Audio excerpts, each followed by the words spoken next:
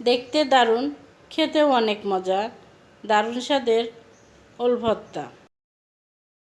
আসসালামু আলাইকুম, সবাই কেমন আছেন? আজকে আপনাদের সামনে আরেকটি ভিডিও নিয়ে হাজির হলাম। আজকে আপনাদের সাথে আমি শেয়ার করব অনেক মজাদার একটি ভর্তার রেসিপি। তাহলে চলুন রেসিপিটা শুরু করি। এটা অনেকে হয়তো চিনেন, আবার অনেকে চিনেন না। এটা ওল বলে। ছোটোবেলায় কিন্তু আমরা বইতে পড়েছি, ওল খেও না ধরবে গলা, ওষুধ খেতে মিছে বলা, তাই না? আজকে সেই ওল ভর্তা করব আমি। এই ওলটা আমি বাড়ি থেকে নিয়ে এসেছিলাম। ওলটা বেশি বড় হয়নি, কিন্তু এবছর আমি ওল খাইনি। কি জন্য? আমি যে এলাকায় থাকি সে এলাকাতে ওলটা পাওয়া যায় না কিনতে।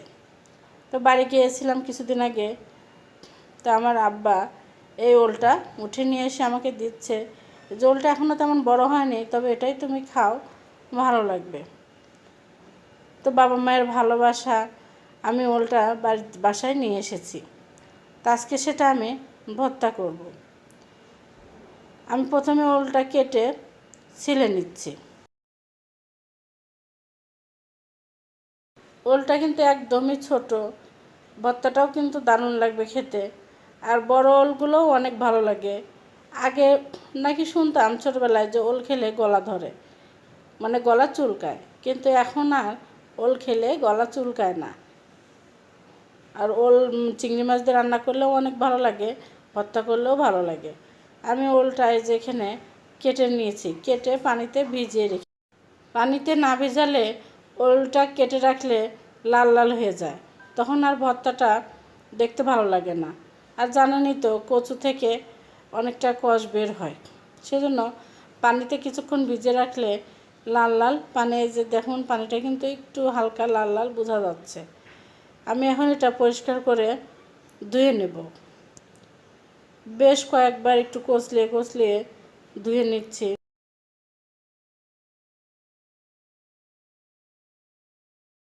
পানিটা কিন্তু দেখুন হালকা লাল লাল। আমি চুলাতে আগে থেকেই পাতিলে পানি গরম করতে বসিয়ে দিয়েছি। পানিটা যখন ওই যে ফুটে উঠেছে, তখন আমি ধুয়ে রাখা ওলগুলো দিয়ে দিলাম। আর এখন সামান্য পরিমাণে লবণ দেব, দিয়ে আমি ওলটা সিদ্ধ করে নিই। দেখুন আমার ওলগুলো কিন্তু সুন্দর সিদ্ধ হয়ে গেছে। আস্তে করে একটু চাপ দিলেই সুন্দর গলে যাচ্ছে। আর ওলটা যেহেতু বেশি বড় ছিল না, তাই হাত দিয়ে চাপ দিলেই সুন্দর গলে যাচ্ছে। আর যদি বেশি বড় হতো তাহলে সিদ্ধ হয় সুন্দর, কিন্তু তারপরে একটু পাটায় বেটে নিলে বেশি মিহি হয়, বেশি সুন্দর হয়। আমি এখন ভর্তার জন্য কড়াইতে দিয়ে দিলাম সরিষার তেল, আর দিয়ে দিলাম পেঁয়াজ কুচি আর কাঁচামরিচ কুচি। কাঁচামরিচগুলো আমি ছোট ছোট করে কেটে নিয়েছি, যেহেতু একটু ভর্তা তাই। আর ভর্তায় আমি একটু মরিচটা বেশি দিয়েছি। ভর্তায় আবার ঝাল না হলে আমার কাছে খুব একটা ভালো লাগে না। ভর্তা মানেই তো একটু ঝাল ঝাল খাবার হবে, তবেই তো টেস্ট। কাঁচামরিচ আর পেঁয়াজটা আমি একটু ভেজে নিচ্ছি। এই ভর্তাটা কিন্তু খুবই সহজ, কোনো ঝামেলা নেই, তেমন কোনো উপকরণও লাগে না, অথচ খেতে অনেক মজা। পেঁয়াজটাই তো হালকা করে ভেজে নিলাম।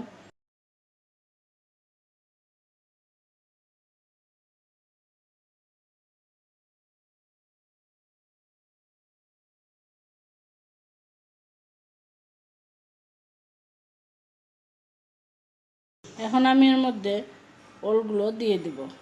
এই ওলগুলো কিন্তু আমি সবগুলো হাতেই গলিয়ে নিয়েছি ভালো করে। এবার আমি সবগুলো দিয়ে দিলাম। তার সঙ্গে একটু খুবই সামান্য পরিমাণে আমি পানি দিয়েছি, তাহলে আমার ওলগুলো তেলের সঙ্গে মেশাতে একটু সহজ। আমি এই ভর্তায় কিন্তু কোনো রকম হলুদ ব্যবহার করব না। এমনিতে ভর্তাটা যখন আমার হয়ে যাবে হালকা হলুদ হলুদ দেখাবে, ওটাই বেশি সুন্দর লাগে। ওলটা সিদ্ধর সময় আমি যেহেতু লবণ দিয়েছি, তাই লবণটা এখন একটু বুঝে শুনে দিতে হবে। ওল ভর্তাটা আবার অন্যভাবেও করা যায়, সেটা তেলে না দিয়ে সিদ্ধ করে হাতেও করা যায়, কিন্তু ওই ওল ভর্তাটা বেশিক্ষণ থাকে না। অনেক টেস্ট লাগে খেতে, কিন্তু বেশিক্ষণ ভালো থাকে না। আর এভাবে যদি ওল ভর্তাটা মানে তেলে দিয়ে করা হয় তাহলে অনেক সময় ভালো থাকে, 2 দিন তো ভালো থাকেই। এটা আমি ভালো করে একটু মিশিয়ে নিচ্ছি। দেখুন আমার ওল ভর্তা রেডি। কি অনেক সহজ না? একদম দারুণ স্বাদের, অনেক মজাদার এবং অনেক সহজ একটা রেসিপি ওল ভর্তা। আর এরকম ওল ভর্তা থাকলে কখন যে প্লেটের ভাত সব শেষ হয়ে যাবে বুঝতেই পারবেন না। আপনারা সবাই খেয়ে দেখবেন। আজ আসি, সবাই ভালো থাকবেন। আল্লাহ হাফেজ।